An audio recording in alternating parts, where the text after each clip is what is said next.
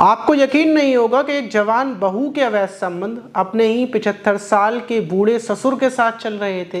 वो उसके साथ प्रेम कहानी चला रही थी, लेकिन उससे ज़्यादा हैरान करने वाली बात ये थी कि जब जब वो अपने बूढ़े ससुर के साथ संबंध बनाती, उससे मिलती, तो फिर वो उससे पैसों की डिमांड करती। मतलब जब भी वो एक बार मिलती तो उसका सौदा होता, जितने उसके पैसे लेने का मन होता पहले वो पैसे बताती, उसका ससुर उसको पैसे देता और फिर उसके बाद वो संबंध बनाती। ऐसा ही मसला कई सालों से चलता हुआ आ रहा था, लेकिन एक दिन अचानक से बहू पहले अपने ससुर के साथ संबंध बनाती है और फिर चाकू से उसका जो पार्ट्स था, प्राइवेट पार्ट, उसको काटती है और अपने ससुर को तड़पा तड़पा कर बेरहमी से उसको ख़त्म कर देती है। और फैमिली वालों के साथ मिलकर जब ससुर गायब हो जाता है, सारे लोग ढूंढते फिर रहे थे, तो सबसे ज़्यादा अपने ससुर को ढूंढने में वही लगी हुई थी। लेकिन इस घटना का खुलासा हुआ, वो पकड़ी गई और उसने अपना जुर्म, अपना गुनाह कबूल किया। लेकिन हैरान करने वाली बात ये थी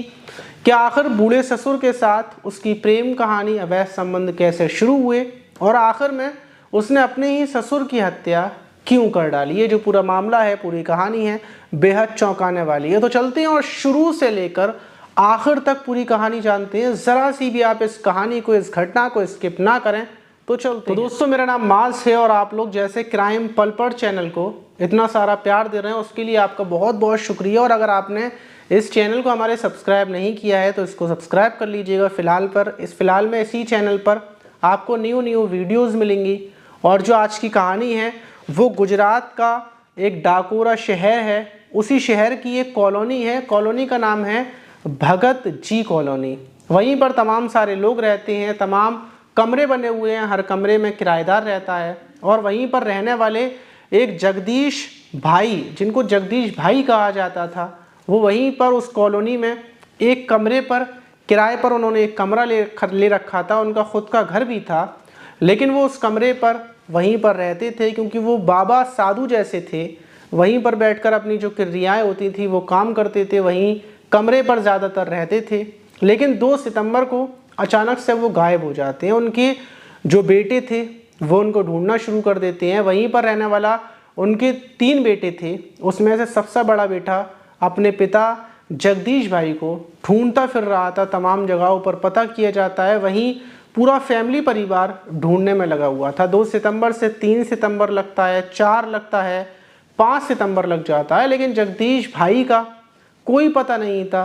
पुलिस में इस चीज़ की इत्तला नहीं दी थी, बल्कि फैमिली वालों को लग रहा था कि हो सकता है वो किसी अपने रिश्तेदार के यहाँ चले गए हों।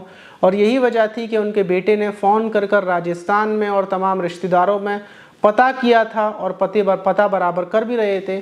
सब कुछ ऐसा ही चल रहा था। लेकिन बड़े बेटे का अचानक से ध्यान जाता है कि हो सकता है जो मेरे पिता का कमरा है, जहाँ पर वो ज़्यादातर जगह, जो भगत सिंह कॉलोनी में उनका कमरा है, वहीं पर कमरे में ज़्यादातर रहते थे, हो सकता है उनकी कोई ऐसी चीज़ मिल जाए या फिर कमरे के अंदर से कुछ सुराग मिल जाए।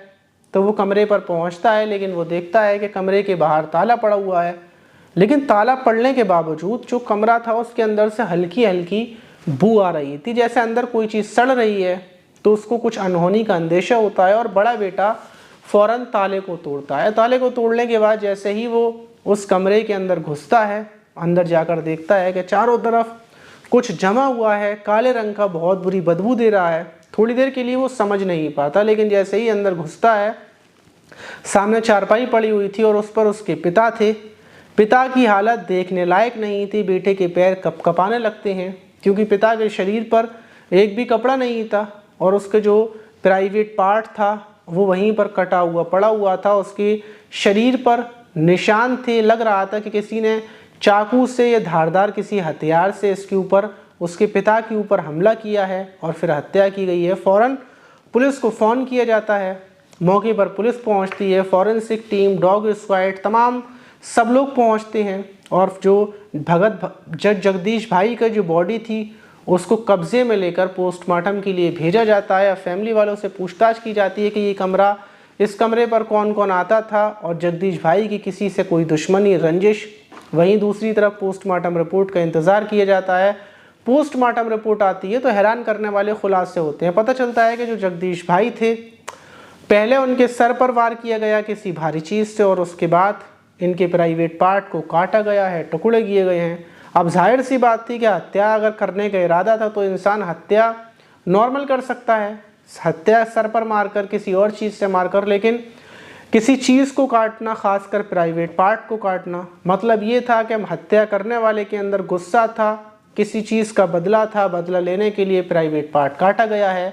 लेकिन जगदीश भाई ने अपने प्राइवेट पार्ट से या अपने जिस्म के किसी भी अंग से ऐसी कौन सी गलती कर दी थी कि उनके दुश्मन ने उनके ही प्राइवेट पार्ट को काटा। पुलिस इस चीज़ की छानबीन में लग जाती है। पुलिस छानबीन करती है, बड़े बेटे से पूछताछ करती है कि किसी को शक हो, किसी के ऊपर तुम्हें कोई गवाह, कोई शक वगैरह हो, या किसी से तुम्हारी कोई लड़ाई हुई हो, या फिर तुम्हारे पिता के किसी के साथ करीबी हो।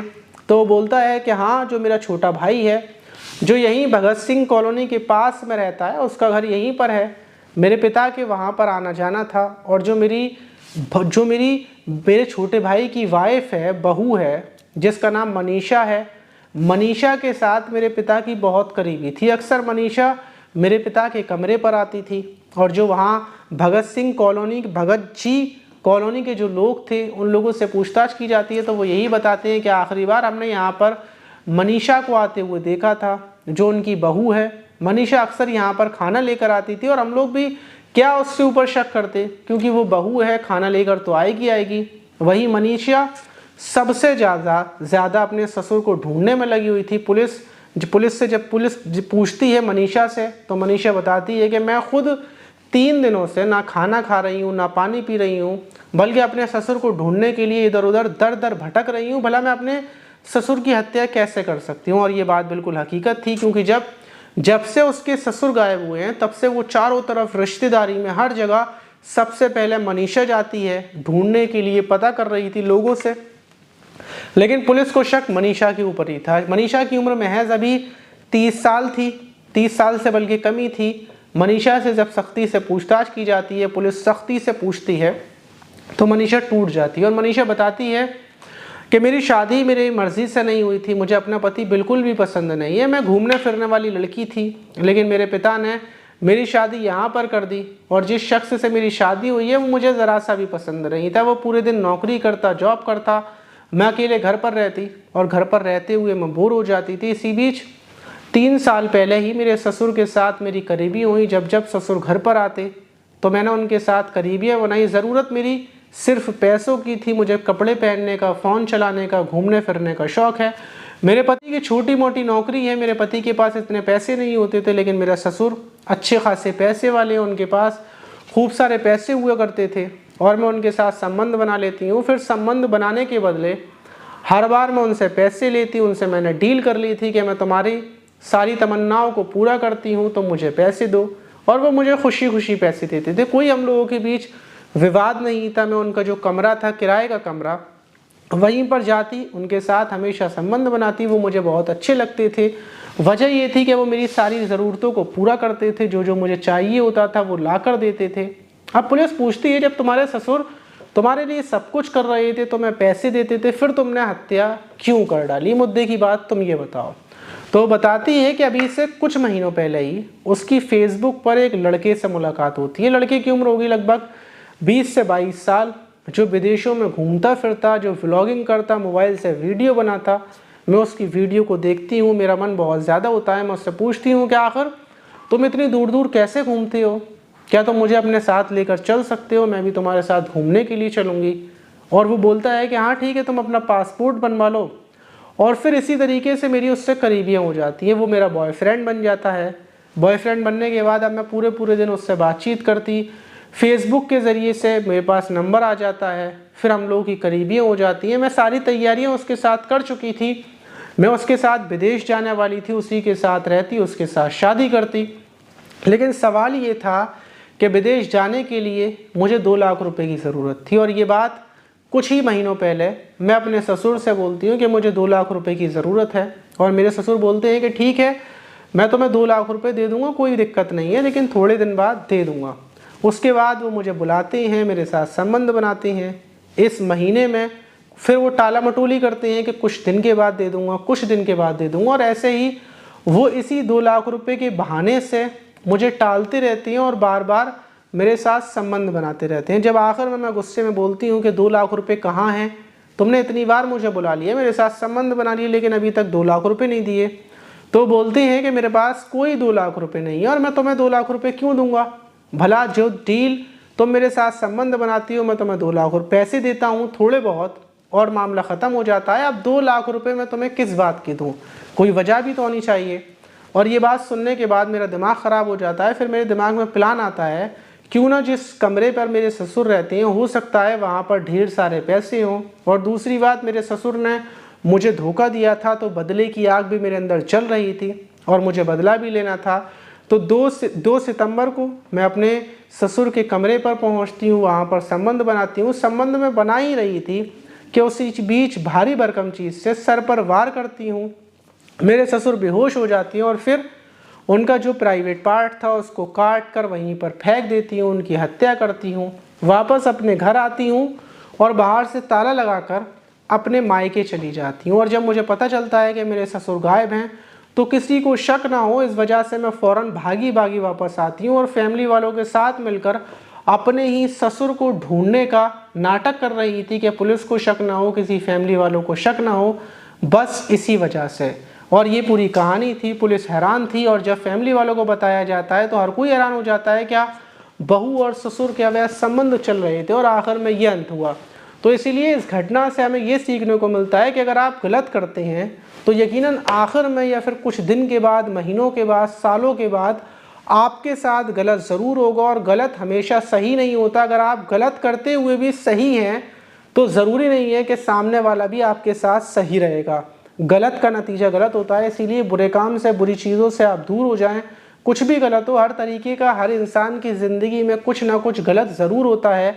ये सिर्फ एग्जाम्पल होते हैं जो कहानियाँ बताई जाएं। ज़रूरी नहीं है कि बिल्कुल सेम टू सेम ऐसा ही किसी और की ज़िंदगी में हो। मेरी ज़िंदगी में कुछ और अलग होगा, आपकी ज़िंदगी में कुछ और अलग होगा, लेकिन हम सिर्फ पहचान कर सकते हैं, अपने दिल से पूछ सकते हैं। और अगर कुछ भी गलत होता है तो उसको हम छुप कर करते हैं, दुनिया से छिपा कर करते हैं। जो चीज़ सही होती है उसको दुनिया के सामने लाकर करते हैं। तो इसीलिए आप काम वो करें जो आप दुनिया के सामने लाकर कर सकते हैं, बल्कि छुपा कर नहीं। इसीलिए सावधान रहें, सतर्क रहें। और इन घटनाओं को बताने का मकसद हमारा ये होता है कि जो चीज़ें दूसरों के साथ हो रही हैं वो आपके साथ ना हो। आप सुरक्षित रहें, सेफ रहें और अपनी फैमिली के साथ खुशहाल रहें।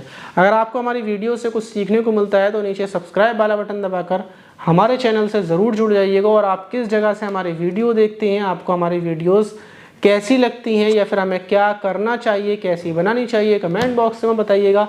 अगली बार आपका नाम वीडियो में हम ज़रूर लेंगे। मिलते हैं किसी और वीडियो में।